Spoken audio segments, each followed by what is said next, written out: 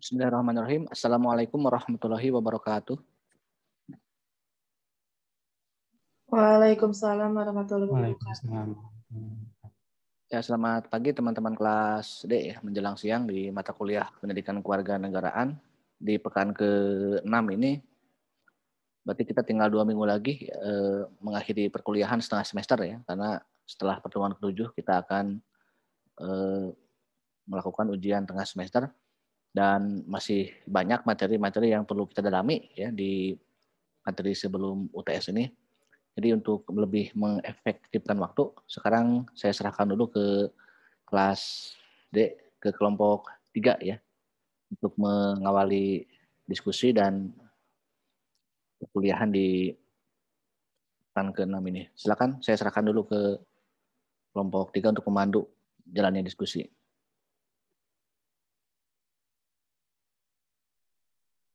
Baik, terima kasih. Assalamualaikum warahmatullahi wabarakatuh. Pertama, marilah kita panjatkan puji dan syukur kepada Allah Subhanahu wa Ta'ala, karena sampai saat ini kita masih diberikan nikmat kesehatan sehingga dapat berkumpul dalam diskusi ini.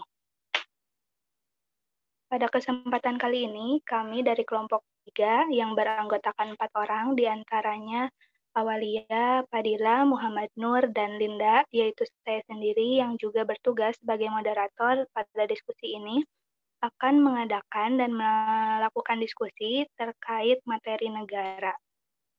Sebelumnya, kami mengucapkan terima kasih kepada teman-teman yang sudah menyaksikan video presentasi dari kelompok kami. Selanjutnya, untuk mengefektifkan waktu, langsung saja kita akan memulai diskusi ini. Sebelumnya di Google Classroom sudah tertera sebanyak 10 pertanyaan dari teman-teman dan kami mengucapkan terima kasih untuk itu. Langsung saja pertanyaan pertama yaitu dari Chandra. Pertanyaannya adalah, apakah ada dampak yang akan terjadi jika sistem pemerintahan dan bentuk negara tidak sejalan dengan pemikiran ataupun kepribadian masyarakatnya? Pertanyaan ini akan dijawab oleh saya sendiri. Sebelumnya, terima kasih kepada Chandra yang sudah mengajukan pertanyaan. Ya, ketika sistem pemerintahan dan bentuk negara tidak sejalan dengan pemikiran ataupun kepribadian masyarakatnya, menurut pendapat kelompok kami, tentu saja hal ini akan menimbulkan dampak. Kita bisa mengambil contoh dari negara Indonesia sendiri ya. Seperti yang kita ketahui bahwa Indonesia juga merupakan negara yang pernah berganti bentuk negara dan juga sistem pemerintahannya. Hal itu terjadi karena adanya ketidaksesuaian dengan kepribadian bangsa. Dan dengan berganti-gantinya sistem pemerintahan ini, kita juga jadi mengetahui bahwa sistem pemerintahan yang paling cocok dengan Indonesia yaitu adalah sistem pemerintahan presidensil yang di mana presiden menjadi pemimpin negara, presiden menjadi kepala negara sekaligus kepala pemerintahan. Kita juga menyadari dan mengetahui bahwa di Indonesia masyarakatnya ini memiliki sifat yang cenderung kritis terhadap hal ataupun sistem ataupun aturan yang berkaitan dengan kenegaraan atau pemerintahannya. Sehingga ketika ada hal yang dirasa tidak sesuai dengan kepribadian masyarakat dan bangsanya, maka sudah pasti akan terjadi pergerakan ataupun reaksi dari masyarakat itu sendiri. Dan hal tersebut juga didukung oleh adanya kebebasan berpendapat dan berekspresi yang ada di Indonesia, yaitu yang diatur dalam pasal 28E ayat 3. Sebagai contohnya, salah satu contoh yaitu terkait dengan masalah yang kelompok kami angkat juga mengenai rencana ataupun pemindahan ibu kota negara ke Kalimantan Timur. Nah, dari masalah tersebut, dari rencana tersebut, menimbulkan pro kontra dari tokoh-tokoh ataupun para masyarakat. Ada masyarakat yang setuju, ada juga yang tidak setuju.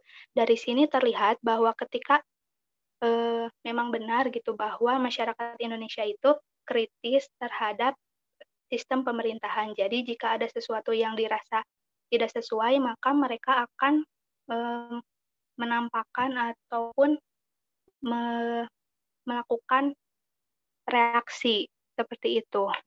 Bagaimana, Saudara Chandra? Ya, dapat dimengerti. Terima kasih atas jawabannya.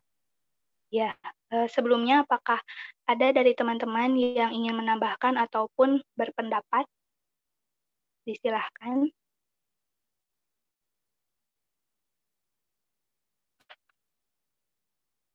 Sepertinya tidak ada, mungkin seperti itu jawabannya ya. Kita lanjut ke pertanyaan selanjutnya, yaitu dari Siti Maharani.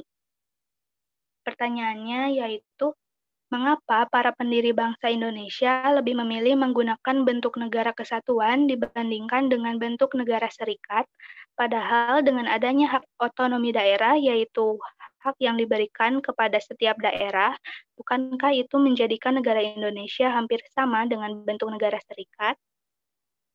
Terima kasih sebelumnya kepada Siti.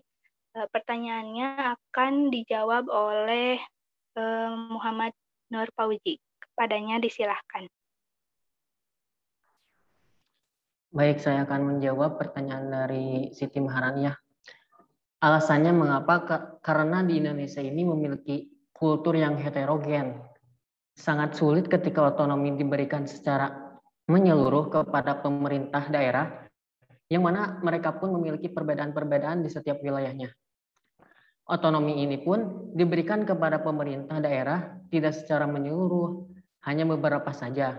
Tidak seperti negara serikat yang hampir seluruhnya diberikan kepada pemerintah di bawahnya. Dalam Undang-Undang Nomor 32 Tahun 2004 Pasal 21, otonomi yang diberikan itu meliputi A. Mengatur dan mengurus pemerintahannya, B. Memilih pemimpin daerah, C. Mengelola aparatur daerah, D.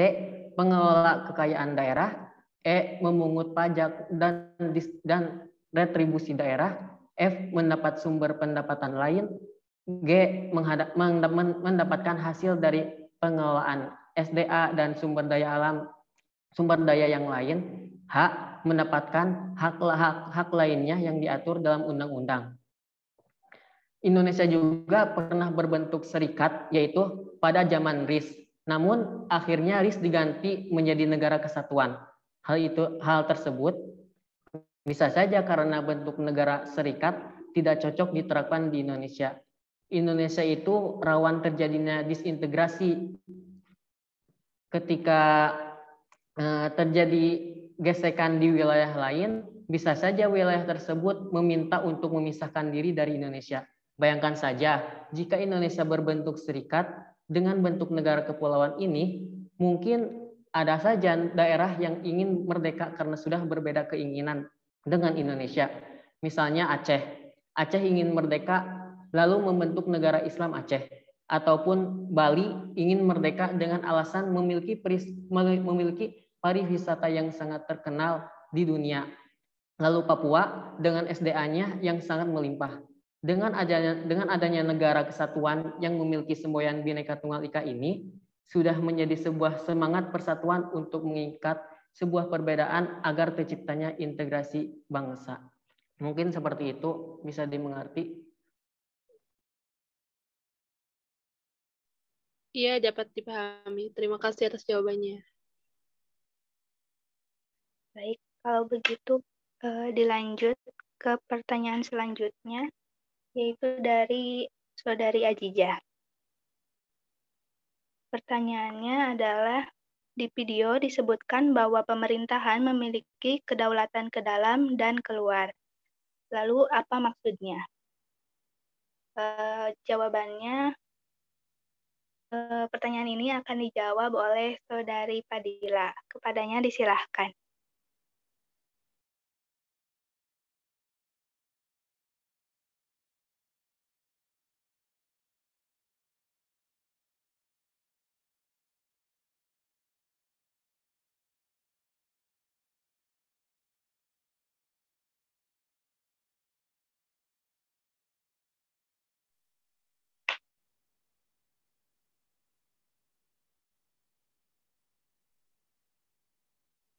Saudari Padilla, apakah bisa mendengar suara saya?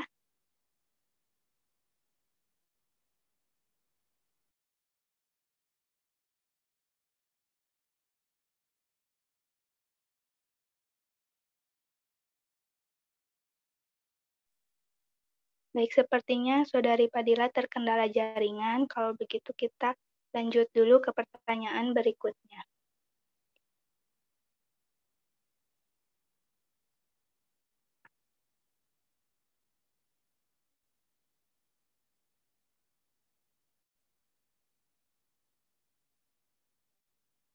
Baik, pertanyaan selanjutnya adalah dari Lisdiana. Mengapa sistem pemerintahan di Indonesia pernah berubah-ubah dan apakah ada kemungkinan sistem pemerintahan yang sekarang akan berubah juga? Jawabannya akan diberikan oleh Awalia. Kepadanya disilahkan.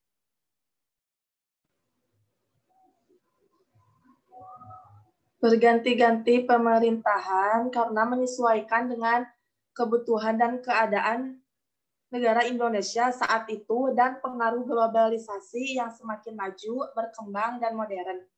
Sehingga membuat sejarah terbentuknya negara ini makin tergeser. Oleh karena itu, pemerintahannya juga semakin maju. Tapi sekarang melihat keadaan Indonesia, rasanya tidak memungkinkan lagi untuk berganti sistem pemerintahan karena sistem presidensial sudah sangat cocok dengan kepribadian bangsa Indonesia. Sistem presidensial adalah negara yang dipimpin oleh presiden. Presiden adalah kepala negara sekaligus kepala pemerintah, tapi tidak menutup kemungkinan juga akan berganti sistem pemerintahannya, karena kita tidak tahu apa yang akan terjadi pada Indonesia di masa yang akan mendatang.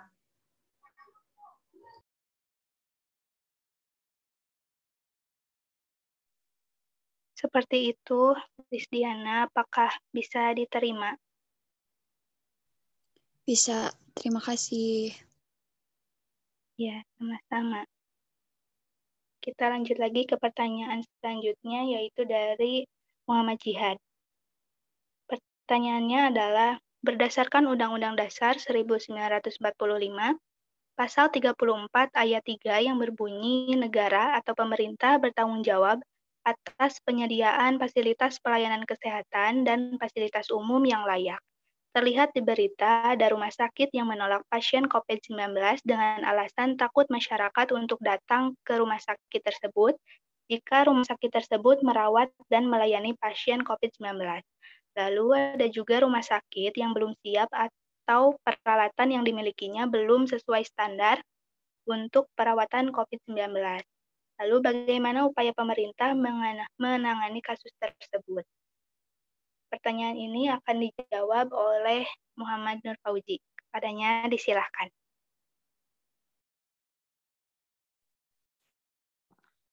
Ya baik, saya akan menjawab pertanyaan dari Jihad ya. Sejumlah rumah sakit menolak untuk merawat pasien yang terjangkit maupun terindikasi terkena virus COVID-19 itu mungkin lantaran dianggap berdampak terhadap bisnis rumah sakit tersebut. Tetapi seharusnya pihak rumah sakit wajib menangani pasien dan dari kondisi apapun. Bila itu tidak diterapkan, maka pemerintah sudah sepatutnya memberikan sanksi tegas berupa pencabutan izin. Hal ini telah ditetapkan dalam pasal 29 ayat 2 Undang-Undang Rumah Sakit menyatakan sanksi atas pelanggaran tersebut adalah rumah sakit akan terkena sanksi teguran tertulis ataupun dengan pencabutan izin rumah sakit. Sementara itu, untuk rumah sakit yang belum siap menangani pasien COVID-19 dikarenakan kurangnya fasilitas. Maka dari itu, Kementerian Kesehatan meminta rumah sakit untuk menambahkan ketersediaan tempat tidur antara 30-40%. Hal ini tentunya tidak bersifat permanen, cuman dilakukan dalam waktu yang sangat kritis seperti sekarang ini. Atas dilakukannya ini dalam rangka menangani penanganan COVID-19. Tetapi juga rumah sakit tetap harus melayani pasien non-COVID-19 tanpa mengurangi proporsinya. Mungkin seperti itu. Apakah ada yang mau ditambahkan?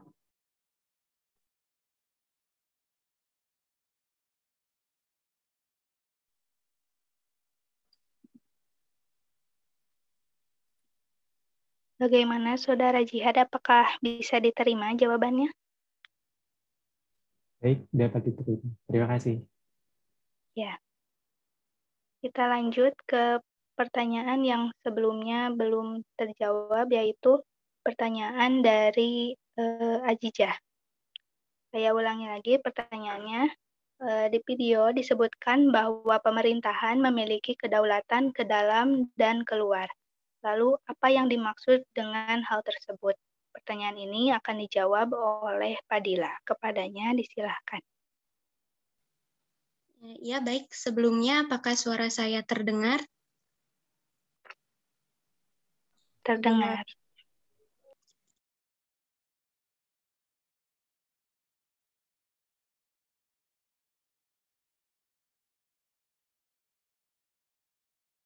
Kekuasaan tertinggi untuk mengatur kehidupan bernegara atau kekuasaan untuk mengatur pemerintahan sendiri tanpa campur tangan negara lain. Berarti pemerintahan berkuasa bebas, tidak terikat, dan tidak tunduk kepada kekuasaan lain. Pemerintah juga harus menghormati kekuasaan negara lain dengan tidak mencampuri urusan negerinya. Seperti itu. Baik, Maaf, apa boleh diulang? Soalnya tadi putus-putus. Ya. Jadi kedaulatan ke dalam adalah kekuasaan tertinggi untuk mengatur kehidupan bernegara atau kekuasaan untuk mengatur pemerintahan sendiri tanpa campur tangan negara lain. Sedangkan kedaulatan keluar berarti pemerintah berkuasa bebas, tidak terikat, dan tidak tunduk kepada kekuasaan lain. Pemerintah juga harus menghormati kekuasaan negara lain dengan tidak mencampuri urusan dalam negerinya.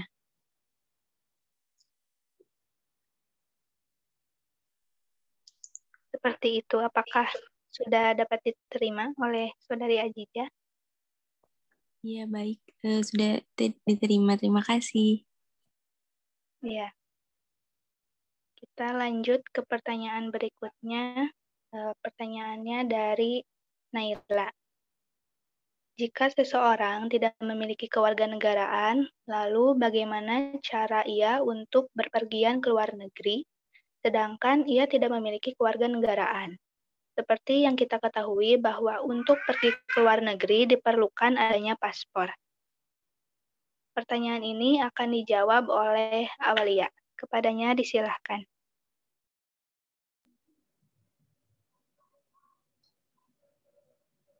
Tidak bisa berangkat ke luar negeri. Jangankan untuk pergi ke luar negeri, di negara sendiri pun tanpa kewarganegaraan, seseorang tidak dapat memilih di negara tempat ia tinggal, tidak dapat mengajukan permohonan untuk mendapatkan dokumen perjalanan, dan bahkan tidak dapat memperoleh sertifikat atau akta nikah.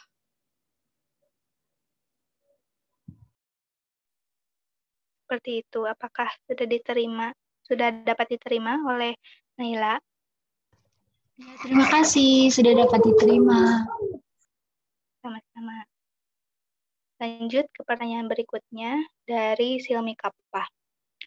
Pertanyaannya, untuk pemindahan ibu kota pasti membutuhkan anggaran yang sangat besar, apalagi ditambah dengan pandemi yang sekarang dialami di hampir seluruh penjuru dunia. Lalu, pendapat kelompok kalian mengenai perencanaan tersebut, apakah perencanaan tersebut etis di samping sekarang kasus terkonfirmasi masih terus meningkat? Pertanyaan ini akan dijawab oleh Fadila. Kepada Fadila disilahkan. Ya, baik. Di sini saya akan menjawab pertanyaan dari Selmi Kafah. Seperti yang kita ketahui, pemindahan ibu kota sebelum masa pandemi pun sudah banyak menuai pro dan kontra. Apalagi di saat pandemi seperti sekarang ini, pemindahan ibu kota membutuhkan biaya yang sangat besar, terutama untuk pembangunan di daerah ibu kota yang baru. Tentu itu bukan hal yang mudah, apalagi di tengah pandemi seperti sekarang ini. Menurut pendapat kami, pemindahan ibu kota di tengah pandemi bukan hal etis untuk dilakukan, karena ada hal yang lebih penting dan genting untuk ditangani lebih dahulu, yaitu untuk mengurangi penyebaran COVID di Indonesia atau untuk membantu para pasien COVID dengan cara mengurangi beban biaya pengobatan. Karena dari sepengalaman saya atau sepengetahuan saya, untuk pasien COVID yang melakukan isolasi mandiri itu tidak mendapatkan bantuan sama sekali dari pemerintah, bahkan untuk swab test dan obat-obatan pun mengeluarkan uang sendiri gitu. Jadi tidak mendapatkan dana bantuan dari pemerintah. Mungkin berbeda dengan pasien yang dirawat di rumah sakit ya. Jadi menurut kami akan lebih baik jika pemerintah ya lebih mendahulukan pengendalian pandemi ini daripada melakukan pemindahan ibu kota yang bisa dilakukan setelah pandemi ini selesai. Seperti itu.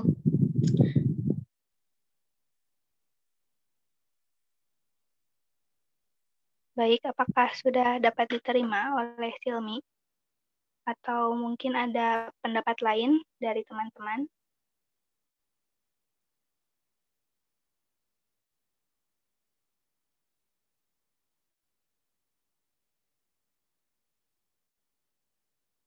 Sepertinya tidak ada. Pertanyaan selanjutnya yaitu dari Sinta. Apabila ada seorang WNI yang menganut suatu agama yang bukan agama resmi di Indonesia seperti agama Yahudi atau Yudaisme dan sedang menetap di negara lain, apakah seseorang tersebut diharuskan untuk pindah ke warganegaraan demi keamanan dan keselamatan? Pertanyaan ini akan dijawab oleh Awalia. Kepadanya disilahkan. Saya akan mencoba menjawab sebisa saya karena ini lebih materi kewarganegaraan. Agama merupakan salah satu elemen di dalam data perseorangan menurut Undang-Undang Nomor 23 Tahun 2006 tentang administrasi kependudukan dan perubahannya. Di Indonesia yang dianut ada 6 agama, namun demikian tidak berarti agama di luar yang 6 itu dilarang di Indonesia termasuk Yahudi. Mereka mendapat jaminan penuh seperti yang diberikan adanya asal tidak melanggar ketentuan-ketentuan yang telah ditetapkan.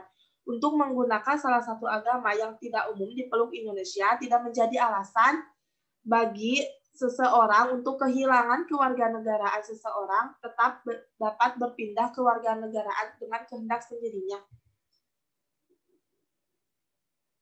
Mungkin seperti itu jawabannya, Eka. Apakah dapat diterima?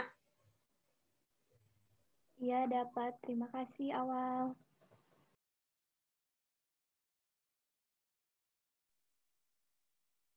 Ya, sama-sama. Kita lanjut ke pertanyaan berikutnya. Pertanyaannya dari Paramita.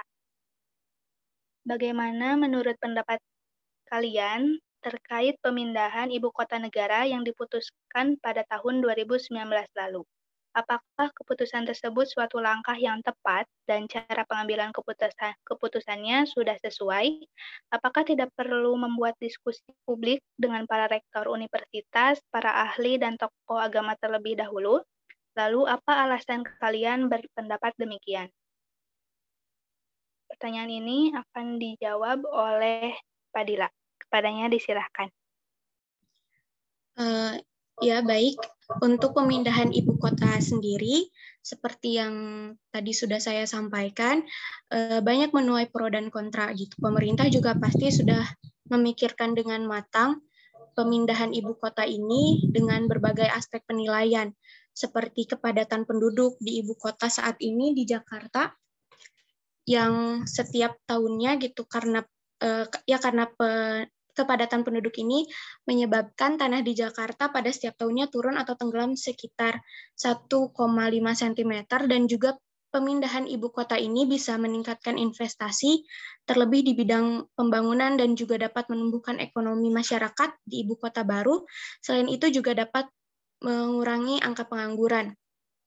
Namun selain itu ada juga pendapat yang kontra dengan pemindahan ibu kota negara ini, yaitu biaya yang dibutuhkan sangat besar. Selain itu juga pembangunan yang membutuhkan waktu yang cukup lama, dan masyarakat juga harus beradaptasi kembali dengan ibu kota yang baru. Mungkin ada tambahan dari Awalia dan Linda. Ya, baik. Saya izin menambahkan jawabannya. Juga jika dilihat dari aspek keuntungannya, mengingat bahwa Jokowi pernah mengatakan alasan pemindahan ibu kota ini adalah pemindahan ibu kotanya ke Kalimantan Timur, mengingat bahwa yang pertama, Kalimantan Timur ini sangat minim terkena risiko bencana, baik bencana banjir, gempa, tsunami, kebakaran hutan, maupun longsor. Lalu yang kedua, lokasinya dinilai strategis, dan jika ditarik koordinat, lokasinya berada di tengah-tengah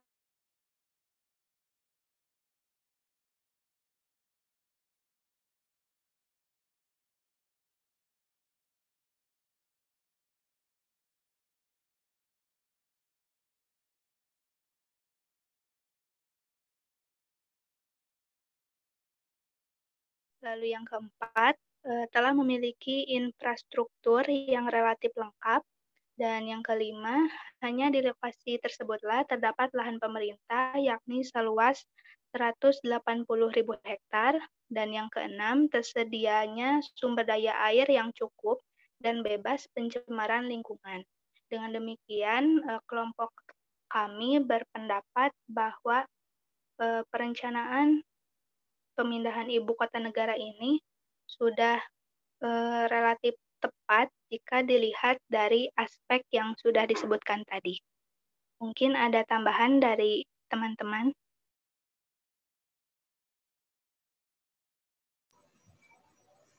Saya sedikit akan izin menambahkan. Jadi intinya diskusi publik dengan para tokoh emang diperlukannya.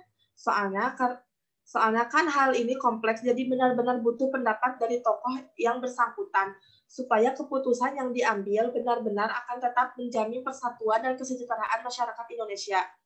Secara umum, tokoh agama mendukung wacana pemindahan ibu kota negara ke Kalimantan. Namun, pemindahan itu harus memerhatikan beberapa aspek, diantaranya penyelenggaraan pemerintah daerah yang harus dipastikan tetap berjalan dengan optimal. Ketua Tim IAIN Palangkaraya, Abu Bakar, diharapkan bisa menumbuhkan pertimbangan pemerintah pusat dalam pemindahan ibu kota negara. Pemindahan tersebut harus menjamin terjaganya kerukunan umat beragama, terjaganya adat istiadat di Kalimantan, serta menjamin putra daerah memiliki pendidikan dan pekerjaan yang terjamin. Pemindahan ibu kota jangan sampai mengorbankan hal-hal selama ini telah berjalan dengan baik di Kalimantan. Hal itu yang dibahas oleh tokoh agama. Mungkin seperti itu. Bagaimana, Paramita, apakah dapat diterima jawabannya? Atau mungkin ada tambahan lain dari teman-teman?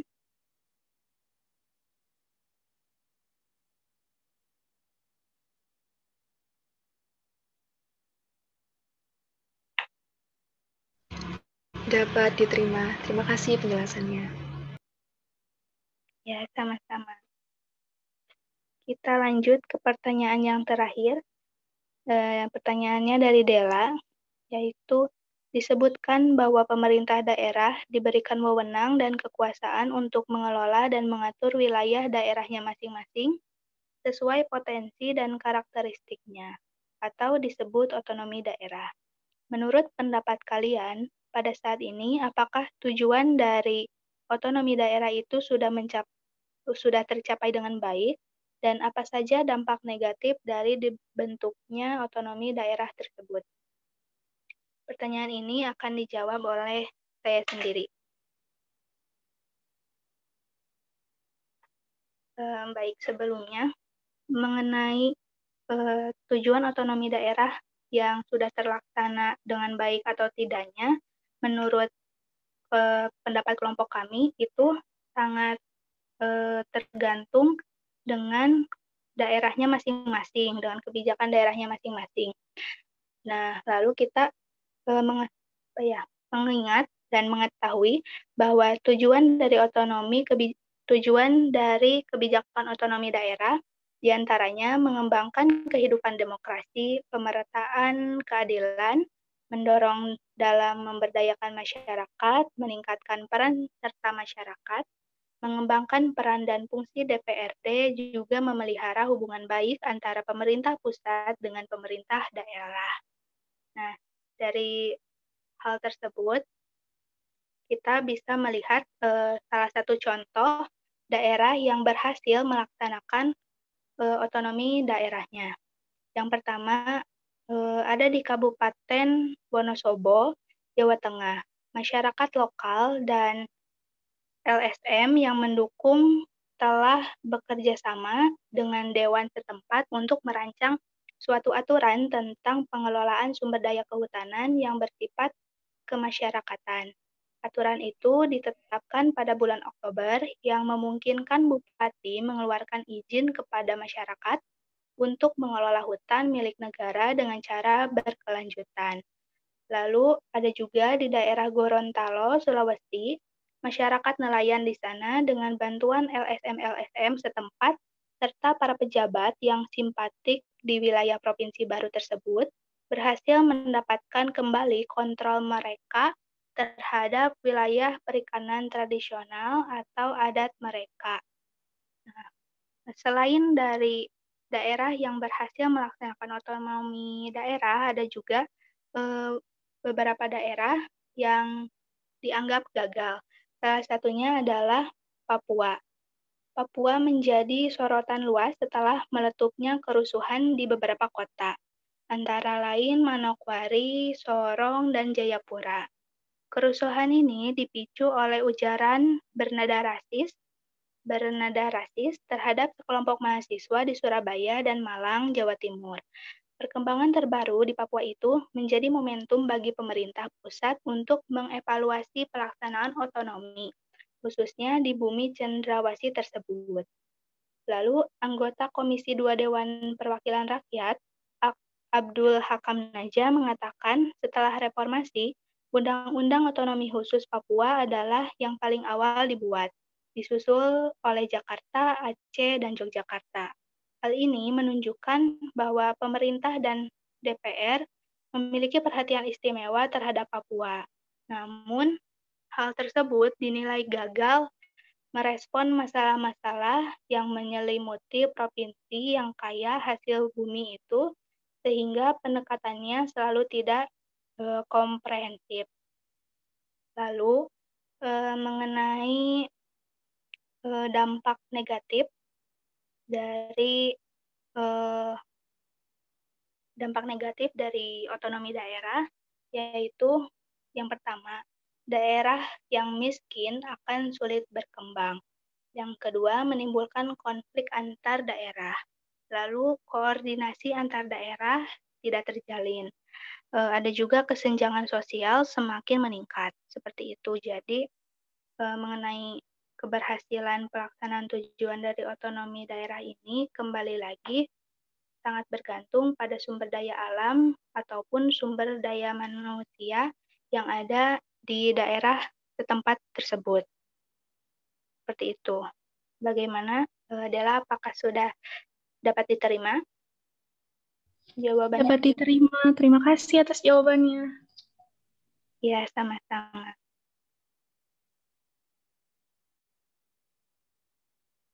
Mungkin diskusinya dicukupkan sekian. Mohon maaf karena masih terdapat kesalahan dan kekurangan. Terima kasih juga kepada teman-teman yang sudah ikut berpartisipasi dalam diskusi ini dengan memberikan ataupun mengajukan pertanyaan. Terima kasih. Sekian dari kelompok kami. Wassalamualaikum warahmatullahi wabarakatuh.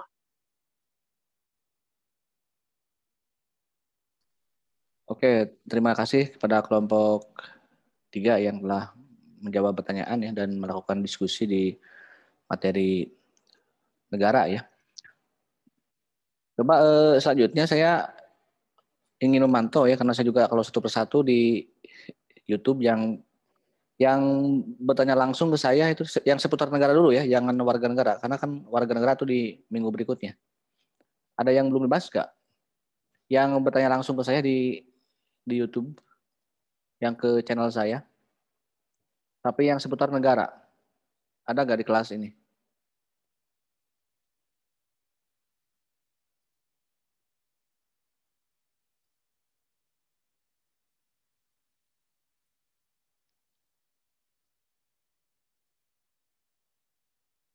Kelas D ya.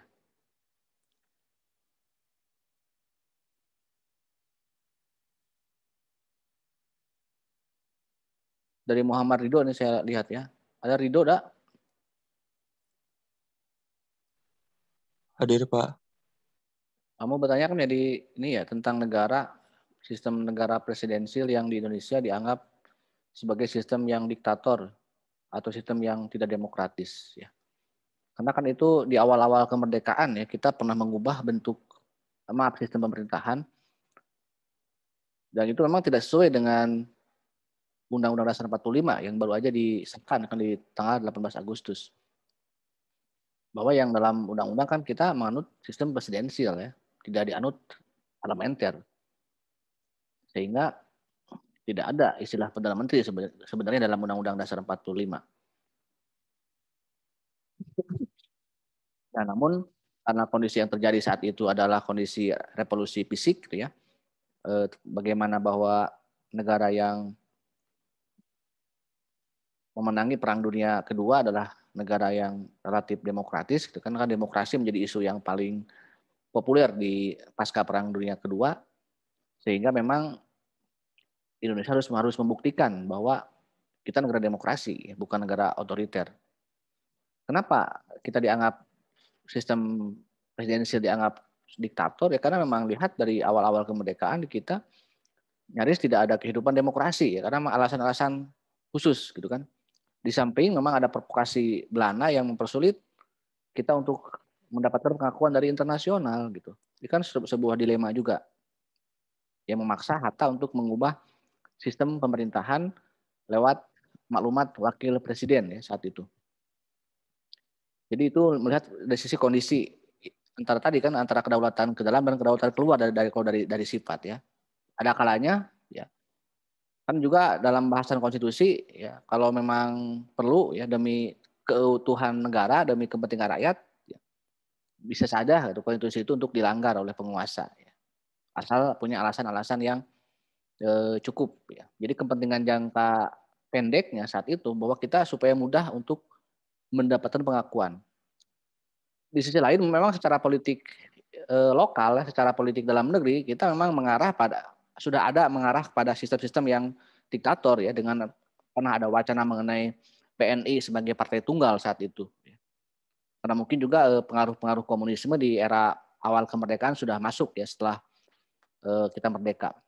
Karena orang-orang kiri kan sudah tergabung ke dalam kekuasaan saat itu. Jadi itu alasan yang kompleks ya menanggapi kondisi kita di awal-awal kemerdekaan. Sehingga melihat kondisi dalam negeri bagaimana, kondisi luar negeri bagaimana. Jadi itu memang menjadi upaya yang harus dilakukan oleh pemerintah saat itu. Bahkan di fase berikutnya, kita kan sampai pernah mengalami perubahan bentuk negara ya dengan berubahnya konstitusi dari Undang-Undang Dasar 45 menjadi RIS ya. Sehingga banyak hal yang dilakukan ya di awal-awal kemerdekaan. Sampai pada akhirnya kita melihat pada satu perubahan sejarah mengenai bentuk dan sistem pemerintahan ya bergantinya juga sistem konstitusi dan perubahan-perubahan yang dilakukan oleh konstitusi ya karena negara ya yang dari bentuk dan sistemnya dari mana kita itu bisa didasarkan kita bisa berbentuk kesatuan bisa berbentuk republik ataupun bisa serikat atau federasi maupun parlementer atau presidensial itu kan dari konstitusinya, dari undang-undang dasarnya gitu. Oke itu dulu ya. Selain jihad, selain Muhammad siapa barusan tuh?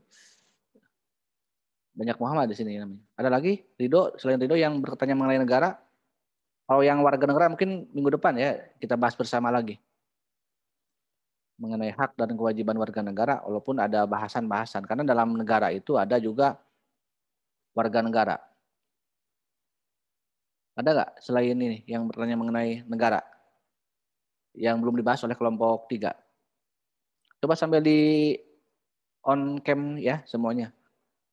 Sambil saya menguraikan yang tidak ada kendala teknis untuk di on caman saja. Nah, saya akan masuk ya ke materi bahasan kelompok 3 mengenai permasalahan yang Anda tanyakan ya, yang kebanyakan pada hal-hal yang sangat kontekstual dari bagaimana bentuk negara kita ya, dan sistem yang dijalankan ya, apakah itu dan pelaksanaan mengenai otonomi daerah maupun wacana pemindahan ibu kota dan lain-lain ya. Kita dari sisi lihat tuh dari fungsi negara ya dan tujuan negara yang dalam lagi-lagi kalau kita mengacu pada konstitusi negara kita ya, bahwa tujuan adanya negara Indonesia adalah melindungi tumpah darah Indonesia ya, mensejahterakan umum dan melaksanakan ketertiban dunia. Jadi memang ada fungsi perlindungan dari negara itu. Baik itu perlindungan dari sisi kesejahteraan ya, ekonomi formal maupun materi ya, yang perlu dilakukan oleh negara Indonesia. Dan pada umumnya memang negara ya secara keseluruhan dari sisi teori memiliki sifat ya dan fungsi-fungsi yang umum. Untuk apa sih ada negara sebagai sebuah organisasi yang bertujuan ya mengelola kekuasaan ya. Jadi memang ada salah satu prinsip dasar dari adanya negara yang mungkin tidak berubah dari adanya dengan sistem yang sebelumnya, yaitu monarki misalnya atau feodalisme, yaitu kekuasaan. Bagaimana cara kekuasaan dijalankan. Bedanya kalau negara modern ya yang sekarang kita kenal itu ada undang-undang dasarnya, ada konstitusinya, ada rule of law-nya gitu ya. Kalau negara feodalisme di era monarki kerajaan itu tidak dikenal dengan rule of law ya, ataupun aturan main dalam sistem ketatanegaraan. Karena ada yang diktator dengan sistem monarki itu kan, dengan otoritarisme dan oligarki ya, yang pernah terjadi di era-era sebelum adanya budaya modern. Nah, bedanya kalau di era modern ya walaupun kekuasaan tetap dijalankan oleh sekelompok orang penguasa, tapi ada peran rakyat ya. Peran rakyat dalam hal kekuasaan dilaksanakan maupun proses kekuasaan dicapai oleh sekelompok rakyat yang ingin berkuasa, serta peran rakyat pun harusnya jangan dikesampingkan dalam hal ketika negara itu dijalankan, ketika kekuasaan itu dijalankan ya. Itu yang membedakan antara sistem-sistem yang ada di era modern sekarang maupun di era-era sebelumnya. Jadi selain kekuasaan tapi juga ada demokrasi akhirnya kan yang dikenal selain konstitusi juga dikenal dengan sistem demokrasi ya dalam negara modern itu. Nah, negara yang ada 3 fungsi sebenarnya negara itu yang apapun bentuk dan sistemnya ya, apakah mau kesatuan, mau republik, mau presidensial, mau parlementer, mereka itu sebenarnya satu organisasi apapun ya, satu wadah yang memiliki sifat yang memaksa, memonopoli dan mencakup semua. Jadi memaksa negara itu ya, jadi supaya ada keteraturan dalam masyarakat ya. Memaksa dalam artian ya secara formal ya, diaturnya adanya undang-undang dasar adalah itu paksaan sebenarnya. Paksaan tapi ada aturannya gitu kan, yaitu konstitusi. Itu berupa paksaan. Juga diikuti oleh hukum-hukum di bawahnya. Memonopoli ya, karena semua urusan walaupun demokrasi bukan berarti rakyat bebas untuk mengurus segala urusan ya. Tapi negara harus punya peranan yang utama ya. Apakah monopoli politik, monopoli ekonomi, monopoli kebijakan ya. Asalkan tadi tujuan kan ada perlu keteraturan ya. Asalkan tujuannya untuk kepentingan bersama ya. Idealnya memang seperti itu, memang harus monopoli negara itu ya. dan mencakup semua. Jadi kalau sudah menjadi kebijakan negara itu berlaku untuk semua segenap tumpah darah Indonesia kalau di Indonesia ya. Dari Sabang sampai Merauke ya. Tanpa melihat suku, agama, bahasa, semuanya harus berlaku untuk semua ya, tanpa kecuali yang menjadi suara negara itu, kebijakan negara itu. Itu sifat negara ya. Kalau perlu kan beberapa teori mengatakan ya kalau misalnya negara itu memerlukan dalam konteks tertentu, dalam keadaan tertentu, kalau perlu boleh dilegalkan melakukan kekerasan secara fisik. Ya. Ya, mungkin sampai mengorbankan rakyatnya. Jika ada pemberontakan misalnya, jika ada yang bandel masyarakatnya kan harus dilakukan upaya. Ya. Banyak terjadi ya mengenai kalau ada demonstrasi itu bagaimana ya aparat melakukan sebuah tindakan yang keras. Jika ada pemberontak, ya. Penggusuran tentang rumah-rumah yang di pinggir kali misalnya kan banyak terjadi di kota-kota besar. Itu salah satu mungkin sifat negara yang memang seperti itu dalam keadaan tertentu ya. Bisa melakukan kekerasan. Ya, demi misalkan demi keamanan bersama walaupun harus mengorbankan sebagian rakyat itu dibolehkan, dilegalkan oleh negara ya. Mungkin yang menjadi korban hanya 1-2 orang misalnya. Tapi kalau ini dibiarkan akan merugikan puluhan juta, ratusan juta orang yang lainnya. Ya itu ya kurang lebih dari pandangan negara secara umum. Nah, kita dalam Undang-Undang Dasar 45 ya.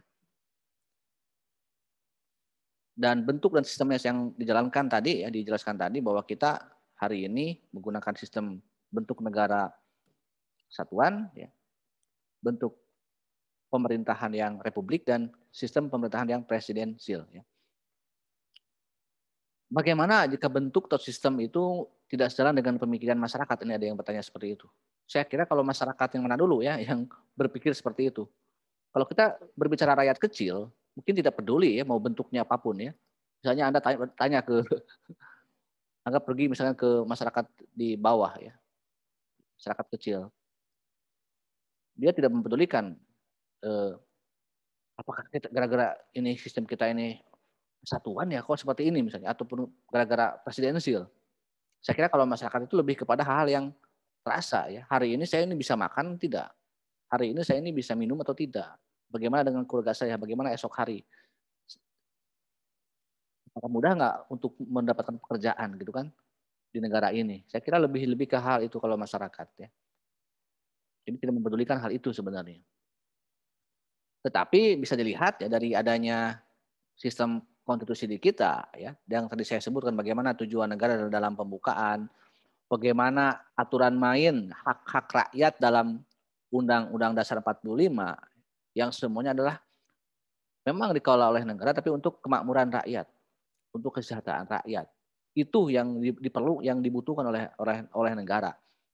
Dan memang konstitusi pun beramanat demikian kepada penyelenggara negara, kepada penguasa, supaya kamu harus ini lihat nih, bukan hanya urusan kekuasaan kamu yang dijamin oleh negara, tapi setelah kamu berkuasa, hei pemerintah, hei presiden dan kawan-kawannya, ingat nih kamu juga diatur supaya mengurus rakyat kamu. Ya. Jangan sampai ada yang tidak bisa makan, jangan sampai ada yang sakit, ya. Jangan sampai ada yang dipersulit kalau dia sakit misalnya. Tadi masalah-masalah tentang COVID, tentang rumah sakit. Harusnya kan negara itu memberikan kemudahan. Ya.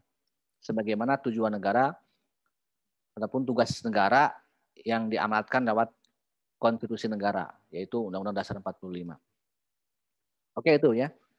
Jadi lebih ke sana kalau sebetulnya kalau rakyat ya, tidak peduli apapun bentuk dan sistem pemerintahannya. Buat apa misalnya kita mempertahankan bentuk yang sekarang, tapi itu hanya untuk kepentingan elit politik saja misalnya ya. Mereka mungkin tidak ada masalah karena mereka berkuasa, tapi rakyat mayoritas mungkin merasa tidak adil ya. Banyak yang masih merasakan hal yang tidak adil. Oke, mengenai otonomi daerah ya. Anda lihat pasal 18 Undang-Undang 45 ya. Yang dirubah sedikit di hasil amandemen. Itu tentang pemerintahan daerah. Bahwa yang namanya pemerintahan Indonesia itu terdiri dari pemerintahan pusat dan pemerintahan daerah. Nah, pemerintahan daerah dalam Undang-Undang Dasar yang di amandemen itu ada kausal, ada redaksi mengenai pelaksanaan otonomi daerah yang seluas-luasnya. Sebenarnya dari awal juga sudah ada otonomi ya, di era sebelum amandemen ya. Tapi ada dibagi dua kan sebenarnya. Sistem negara kesatuan kita dibagi dua, yaitu sistem sentralistik dan desentralistik atau sentralisasi dan desentralisasi. Dalam Undang-Undang Dasar yang sebelum diamandemen itu sifatnya cenderung sentralistik. Yang dilaksanakan khususnya oleh era Orde Lama dan Orde Baru ya, sangat sentralistik. Padahal kan kekayaan alam itu berasal dari daerah. Sumber-sumber kekayaan alam itu ya, sumber-sumber pendapatan negara itu. Tapi karena sentralistik sehingga ditarik dulu ke pusat, ke Jakarta, yang ini kalau dari sisi wilayah daerah atau Jawa, lalu daerah-daerah yang lain di luar Jawa nanti dibaginya setelah mampir atau hanya sisa-sisa pusat, sehingga pembangunan pun tidak merata akhirnya kan gitu. Banyak kecemburuan, kok Jakarta begitu megahnya. Padahal apa sih Jakarta tidak punya tambang emas, tidak punya batu bara, tidak punya apa-apa, kok Jakarta sangat megah. Karena ibu kota, karena sentralistik, karena sentralisasi kekuasaan itu sangat dirasakan oleh orang-orang daerah, terutama di era Orde Lama dan Orde Baru ya.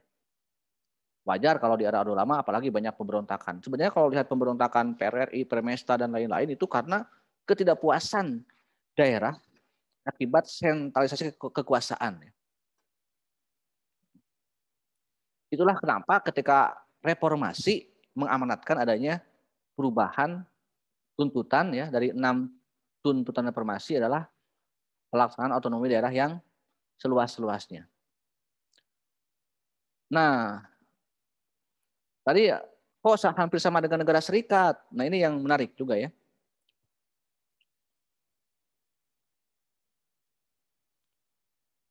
Dalam sebuah negara, apalagi negara kesatuan, seharusnya kan tidak ada diskriminasi, perbedaan sistem ya. Ini kesatuan loh gitu. Bukan negara, kalau negara bagian kayak Amerika, kayak Malaysia kan, setiap provinsinya atau disebutnya negara bagian. Jadi mereka negara yang memiliki bagian-bagian tersendiri karena otonomi penuh ya kalau serikat itu. Tinggal beberapa hal ada setoran pajak ke pusat, misalnya ke pemerintahan pusatnya. Kita pernah memang mengalami masa RIS ya. Kenapa RIS itu secara naluri pilihan politik, RIS memang bukan tidak baik mungkin karena asal muasal RIS itu kan dari campur tangan Belanda gitu kan. Yang tujuan Belanda bukan untuk memberikan kebebasan daerah, tapi untuk memecah belah kan kalau Belanda itu. Sehingga RIS, ketika kita menggunakan RIS itu merasa itu bukan kehendak pemerintahan kita, bukan kehendak proklamasi ya gitu. Sehingga dianggap RIS itu buruk aja gitu kan, karena itu campur tangan Belanda ya. Sekali lagi bukan untuk kepentingan tadi seperti halnya otonomi, supaya daerah mandiri dapat mengembangkan potensi daerahnya, bukan itu RIS itu, tapi supaya kita terpecah belah. Sehingga semacam ada traumatik gitu, udah ada pemecah belahan di era kolonialisme maupun di era revolusi fisik tadi dengan masuknya pengaruh barat, sehingga akhirnya dipilihlah negara kesatuan setelah bubarnya RIS, yang dianggap bahwa kesatuan adalah pilihan terbaik saat ini, walaupun bukan berarti tidak bisa berubah ya. Kalau memang benar-benar yakin kita tidak berhasil dalam konteks kesatuan, bisa saja misalnya ada upaya revolusi lain untuk mengubah bentuk negara. Ini pun sempat diwacanakan di era reformasi oleh tokoh-tokoh seperti Amin Rais, ya, Rias Rasyid, yang pro otonomi itu seperti Andi Marangeng yang akhirnya digagaslah otonomi daerah. Ya. Jadi walaupun tidak diubah bentuk negaranya dalam Undang-Undang Dasar, tapi dengan kebijakan OTDA atau otonomi daerah itu saya kira sudah sedikit atau banyaknya kita seperti negara federasi. Bahkan dari sistem pemerintahannya pun presidensil sudah seperti parlementer sebenarnya. Kalau kita lihat sistem konstitusi kita ya.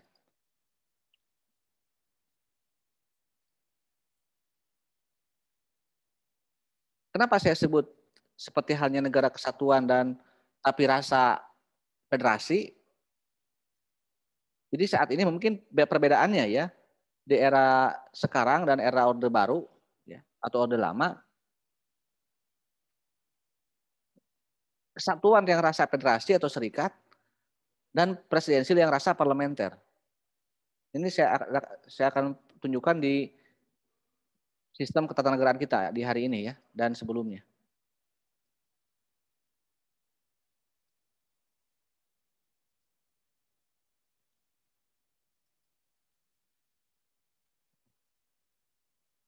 Nah, ini sebelum amandemen ya. Ini setelah amandemen. Di sini ada otonomi daerah ya. Presiden di sini sejajar kedudukannya dengan lembaga-lembaga tinggi lainnya. Dipilih langsung oleh rakyat. DPR, MPR, DPD ini satu kamar yaitu legislatif. Ini eksekutif ya. Ini yudikatif. Nah, dulu MPR di atas ya sebagai lembaga tertinggi dan presiden dipilih oleh MPR bukan oleh rakyat. Sehingga sekarang dulu itu wewenang presiden lebih banyak ya karena presidensil. Makanya jangan heran kalau melihat kok kenapa Soeharto dan Soekarno itu sangat sentral ya, sangat selain karena karakter pribadi yang kuat tapi juga karena memang sistemnya memang sangat presidensil, sangat sentralistik kalau dari sisi kekuasaan tadi ya. Itu betul sebenarnya. Tapi mungkin ya tadi ada ketidakadilan yang dirasakan oleh orang-orang daerah gitu kan. Akibat mungkin juga ya pilihan politik saat itu. Sekarang sebenarnya kalau Anda lihat ya, kenapa disebut rasa parlementer? Sekarang kan DPR memiliki peranan yang cukup besar ya sama dengan presiden. Apapun yang menjadi keputusan presiden itu harus bertanya dulu ke DPR. Jadi kalau dulu itu cenderung sangat happy ya. Happy eksekutif, sekarang happy legislatif ya. Saya yakin bahwa Anda saat ini sangat sedikit mengenal para menteri-menteri. Beda dengan zaman Orde Baru ya atau Orde Lama. Mungkin anggota DPR bisa lebih terkenal daripada anggota DPR. Anggota DPR bisa lebih terkenal daripada para menteri saat ini. Karena sentral sekali ya fungsi DPR. Nah, sebenarnya kenapa sih anggota DPR kita banyak bicara, banyak tampil di media, banyak berbicara mengenai kebijakan negara? Itu tidak salah ya. Tapi seolah-olah kok presiden masih terjebak oleh ini gitu kan. Ya karena memang sistem kita harusnya tidak seperti itu gitu. Jadi kalau Anda melihat sekarang anggota DPR banyak bicara, banyak berpendapat itu tidak harusnya tidak terjadi di era parlementer, di era presidensil. Harusnya itu di parlementer. Contoh lain misalnya ya, sebelum saya ke otonomi daerah. Dalam sistem presidensil, ini masih presidensil ya ini. Ini presiden dari partai politik, DPR ini, katakanlah ini anggap kita DPR ya, legislatif kita DPR aja dulu. Karena kalau MPR kan sekarang hanya sedikit fungsinya. Dari partai mana sekarang Pak Jokowi?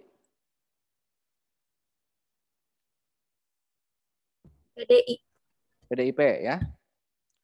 Anggota DPR terbanyak dari mana sekarang hasil pemilu legislatifnya?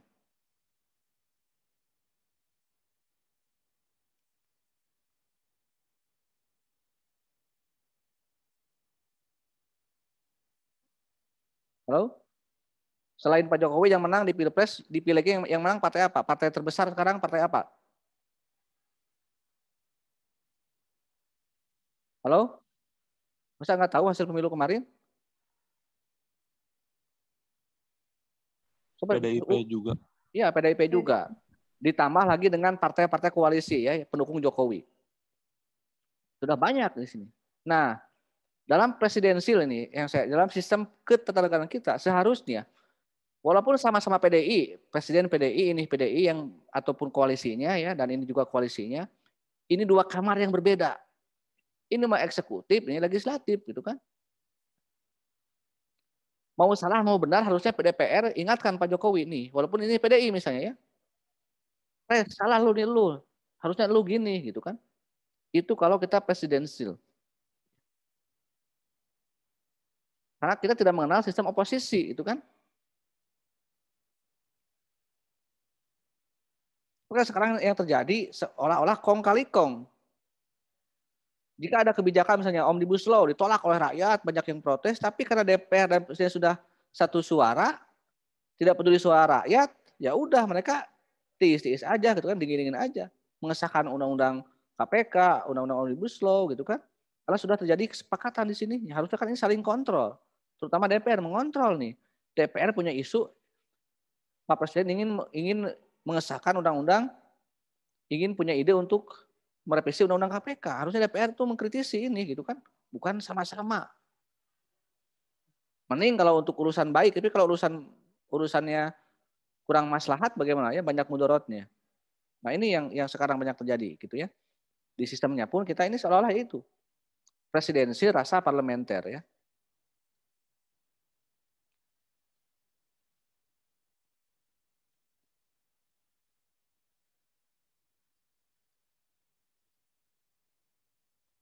Nah, kemudian dari sistem yang lainnya, dari tadi otonomi daerah yang tadi saya singgung juga ya. Otonomi khusus.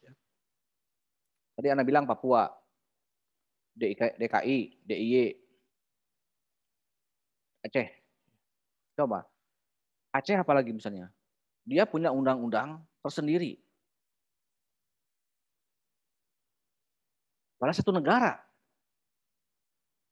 Dari sistem negara pun sebenarnya tidak sehat itu kan ya. Apalagi kesatuan. Dalam negara kesatuan kok daerah yang diberikan kewenangan khusus. Dari sifat negara pun yang tadi saya bilang, memonopoli, memaksa, dan mencakup semua. Ketika ada kebijakan negara dalam bentuk undang-undang misalnya, itu harusnya berlaku untuk semua daerah. Kalau kita negara kesatuan, itu idealnya seperti itu. Tapi praktiknya, misalnya undang-undang OTDA ya, undang-undang sistem pemerintahan daerah. Selain pengelolaan daerah yang lebih luas, juga ada pemilihan kepala daerah dalam OTDA itu kan. Karena supaya kemandirian katanya, biarlah daerah yang menentukan kepala daerahnya lewat pemilihan umum kepala daerah, pilkada atau pemilu kada. Betul berlaku di semua daerah. Berlaku. Tapi lihat di Yogyakarta itu raja jadi gubernur. Kenapa? Itu kan berarti tidak berlaku semua dong begitu ya undang-undang di kita itu. Di Aceh itu kalau menjadi gubernur atau kepala daerah itu harus beragama Islam karena di sana berlaku hukum syariat itu kan. Beda undang-undang otonomi daerahnya. Bahkan syarat untuk menjadi salah satu tes untuk menjadi daftar menjadi gubernur itu harus lolos tes baca tulis Al-Qur'an ya. Itu di Aceh. Berarti ya itulah yang saya sebutkan ya. Di kita itu memang banyak terjadi hal yang setidaknya ya negara kesatuan yang rasa serikat atau federasi. Karena daerah-daerah seperti Aceh, Papua itu memiliki kewenangan yang beda dengan daerah lain. Gitu. Satu negara tapi punya sistem pengelolaan yang berbeda. Kayak itu ya. Dari otonomi daerah. Ya.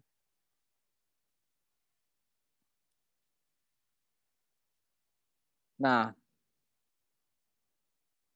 saya lanjut ke pertanyaan mengenai masalah fasilitas umum ya, rumah sakit.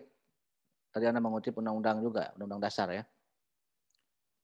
Ya, untuk masalah COVID, ini kan lebih kasusnya Anda lebih ke pihak bagaimana rumah sakit swasta mungkin yang menolak rumah sakit pasien-pasien COVID karena takut tidak laku. Ya ini juga kan sebenarnya minimal ada tidak hanya sanksi dari pemerintah kepada rumah sakit swasta ya, tapi juga harus ada komunikasi ya. Ya. Karena kalau rumah sakit swasta mungkin kasusnya beda dengan rumah sakit umum negeri ya. Karena swasta dikelola secara mandiri ya gitu. Minimal ada komunikasi ya.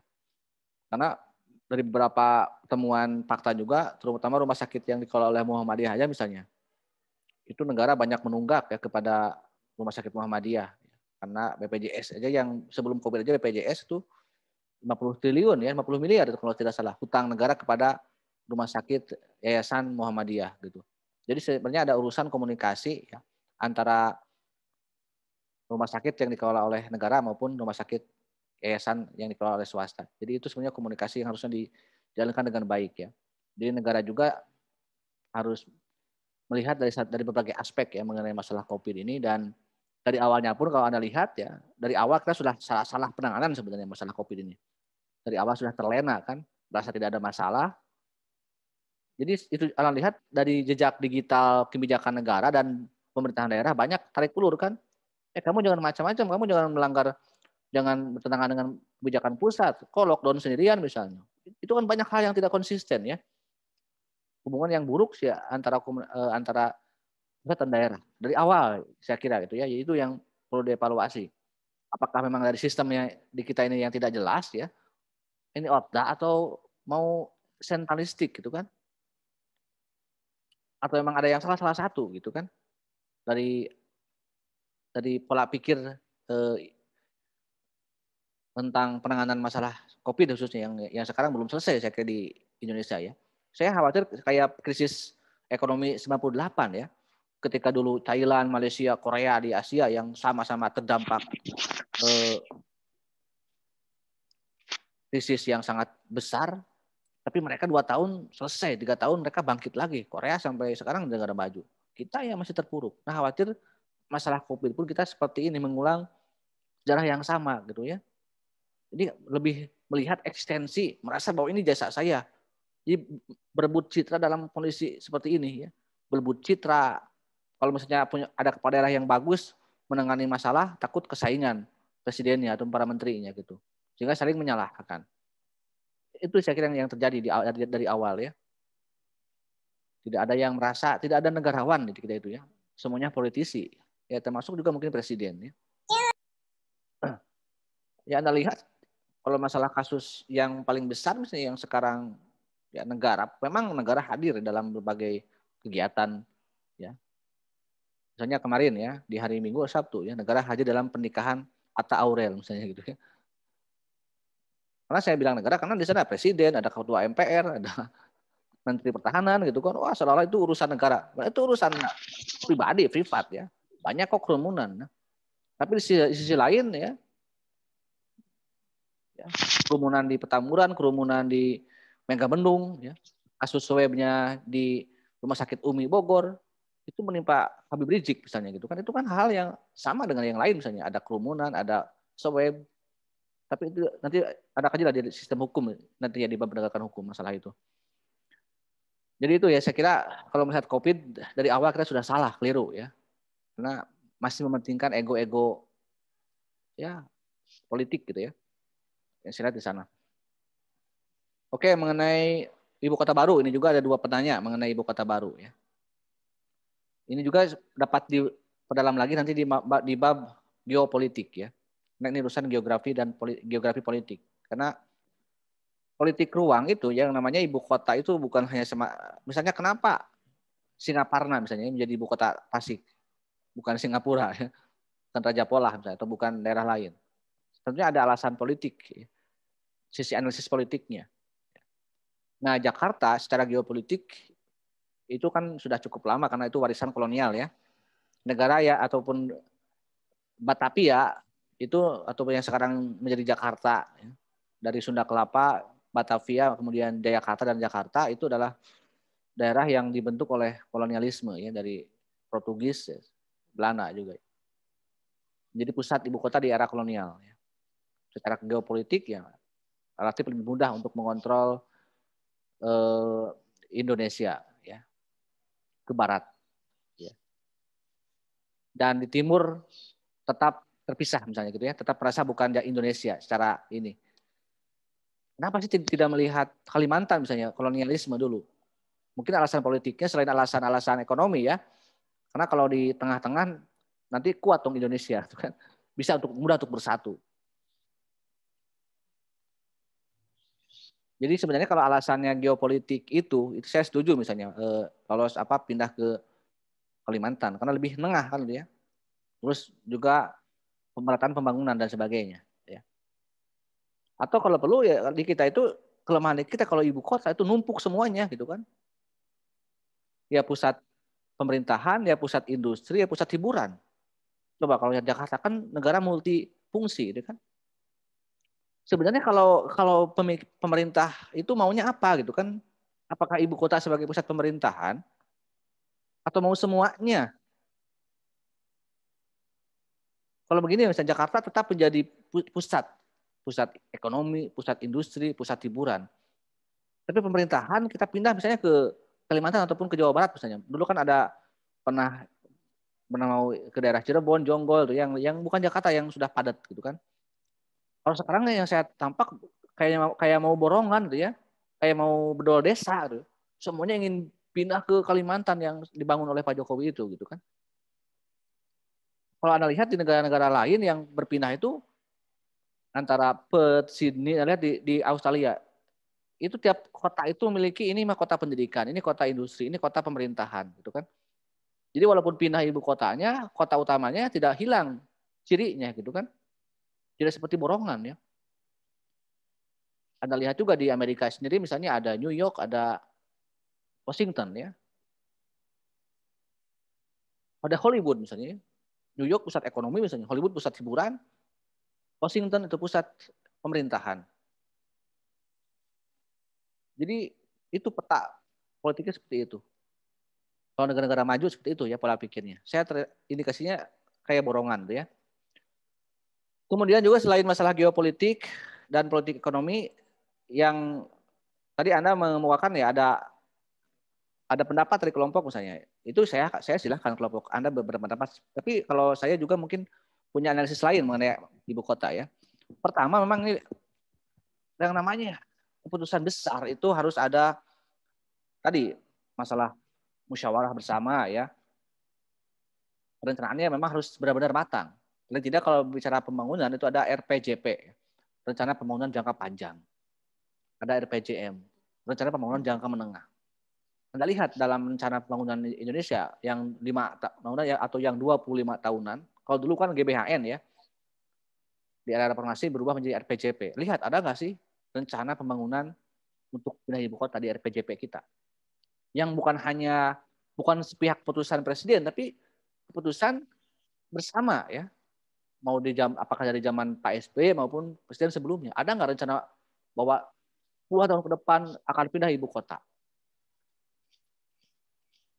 Itu idealnya seperti itu. Ya, harus jangka panjang ya. Yang kedua juga yang masalah rencana pembangunan juga dari sisi saya tidak melihat waktu kampanye Pak Jokowi ada ibu kota pindah. Coba Anda lihat ya. Waktu kampanye 2019. Ada nggak misalnya pernyataan dari Jokowi Amin untuk memindahkan ibu kota?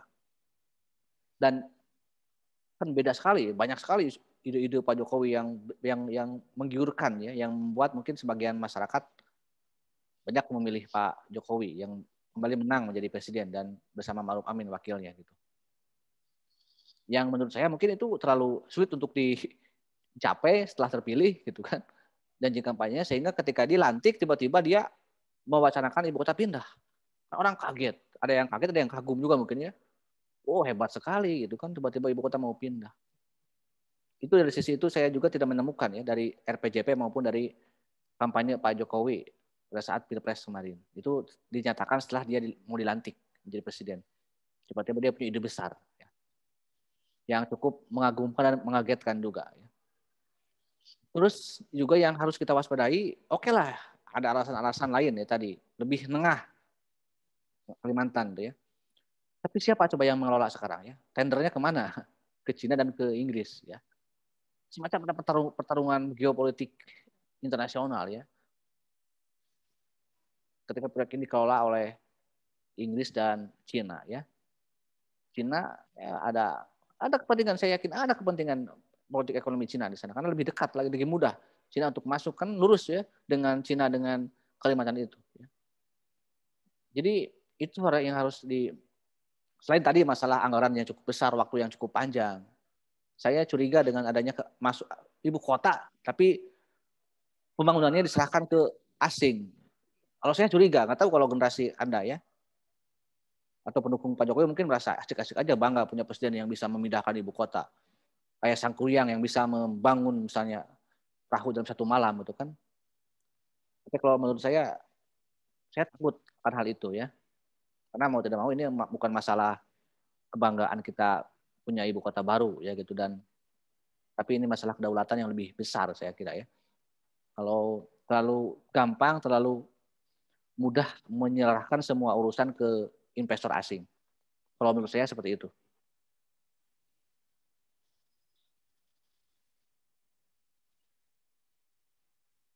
Masalah sistem pemerintahan yang pernah berubah-ubah ya, saya kira ini juga sering saya ungkapkan ya, karena berubahnya juga sistem politik, sistem konstitusi dan lain-lain lah.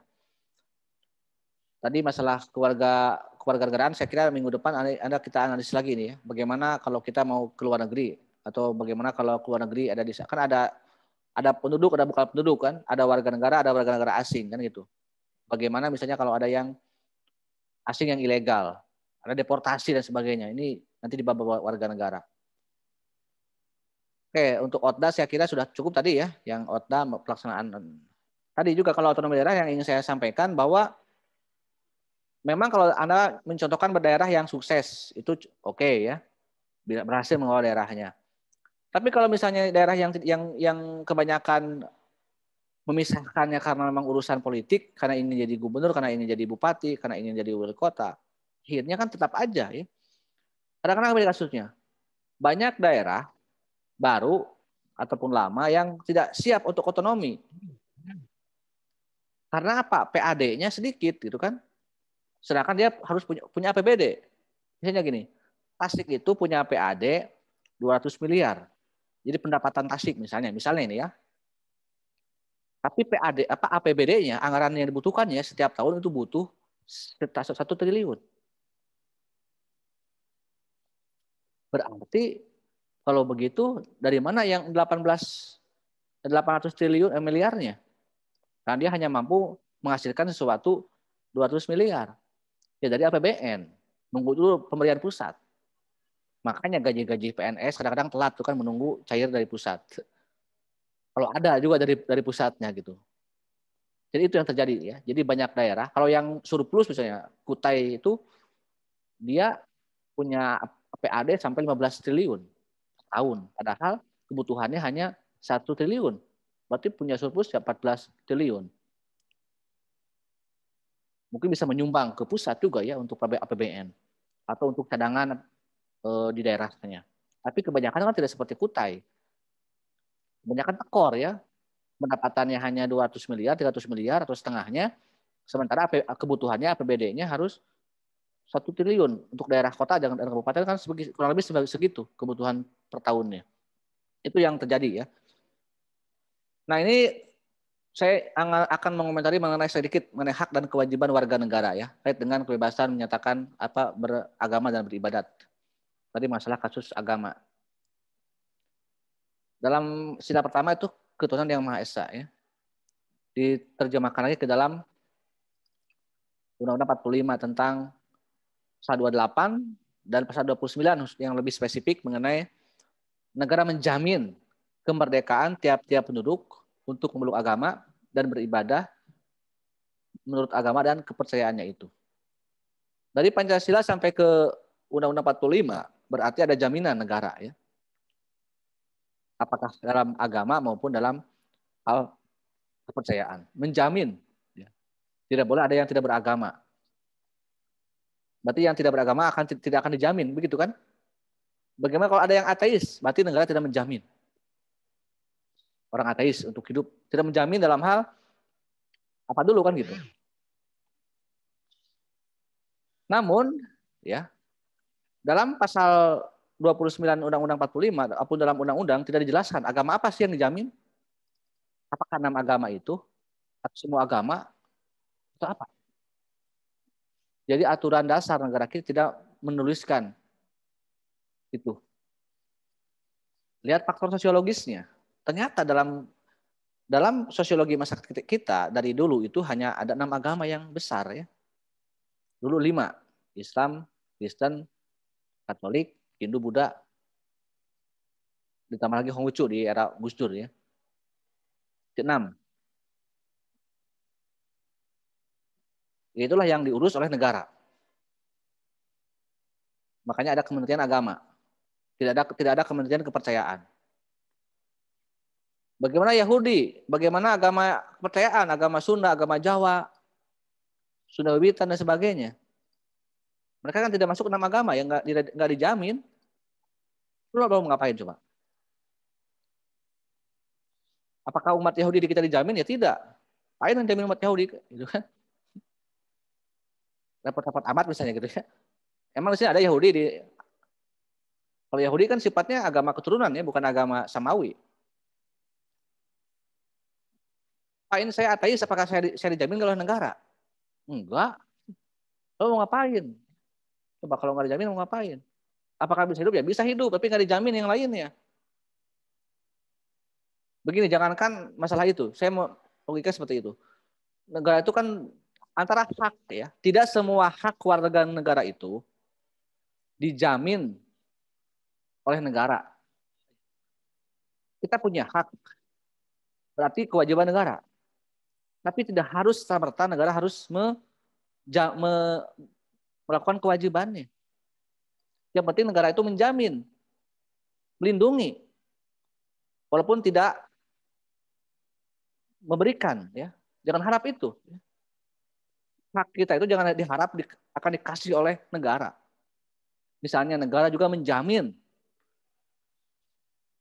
warga negara untuk hidup dan melanjutkan keturunan. Berarti negara menjamin, mengatur, melindungi setiap warga negara untuk menikah. Negara menjamin penduduk warga negara untuk memiliki perumahan yang layak. Tapi apakah negara ngasih rumah nggak ke Anda? Kan tidak. Walaupun itu dijamin oleh negara, enggak. Yang penting kalau itu jangan sampai menyulitkan warga negara untuk punya rumah. Jangan sampai menyulitkan warga negara untuk menikah misalnya. Jangan sampai negara menyulitkan warga negara untuk mendapatkan pekerjaan kalau menjamin pekerjaan. Makanya kalau misalnya kita dijamin untuk menikah, terus Anda jomblo terus misalnya. Anda minta ke negara, oh negara misalnya, oh Pak Presiden beri aku cinta misalnya. Enggak juga gitu kan. Enggak akan kasih jodoh ke Anda kan gitu. Itu kurang lebih seperti itu ya.